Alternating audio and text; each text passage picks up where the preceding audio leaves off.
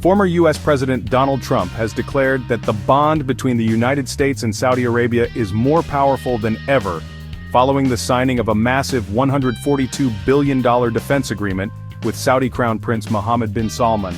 During a high-profile diplomatic visit to Riyadh, Trump praised the Saudi leader as an incredible man, while announcing significant policy shifts, including the lifting of sanctions on Syria.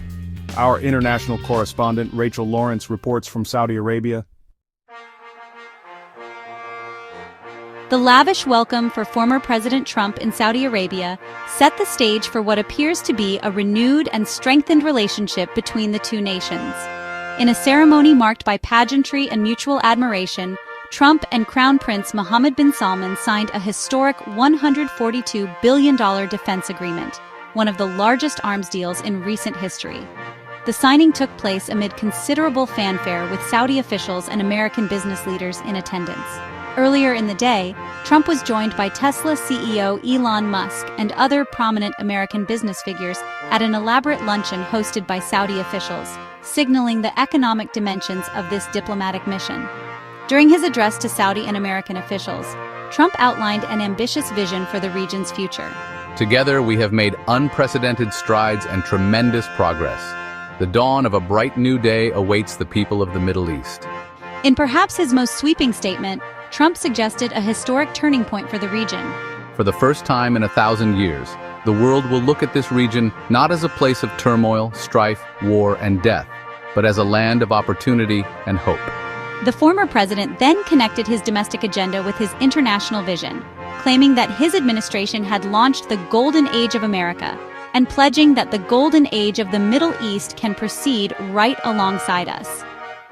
In a significant policy announcement that may raise concerns among some international observers, Trump also stated that he would be lifting sanctions on Syria, a move that represents a major shift in U.S. policy toward the Assad regime. The visit is part of a 4-day diplomatic tour that includes stops in Qatar and the United Arab Emirates. Notably absent from Trump's itinerary is Israel, a traditional U.S. ally in the region. As Trump concluded his remarks to thunderous applause, he offered a direct pledge to Crown Prince Mohammed bin Salman that drew a standing ovation from those in attendance. We are with you all the way. The ceremony ended with Trump and the Crown Prince shaking hands on stage as the song YMCA played throughout the auditorium, a theatrical touch to what has been a carefully choreographed diplomatic engagement. Our diplomatic analyst Daniel Freeman joins us now to discuss the implications of this visit. Daniel, this $142 billion defense deal represents a significant deepening of U.S.-Saudi ties.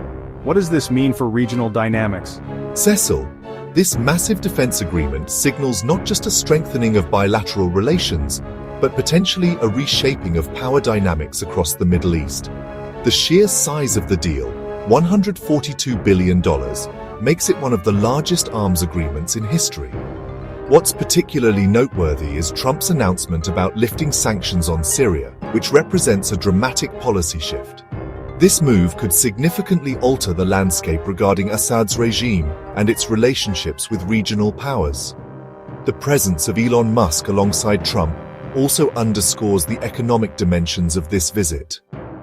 Saudi Arabia has been aggressively pursuing technological partnerships and investments as part of its Vision 2030 plan to diversify away from oil dependency. Perhaps most telling is what's not on the itinerary: Israel. This omission speaks volumes about potential realignments in U.S. Middle East policy and raises questions about the future of the Abraham Accords and broader regional peace initiatives.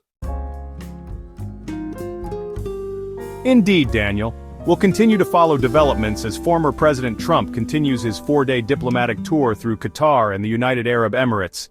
This is Cecil McFarlane reporting for McFarlane Signature News.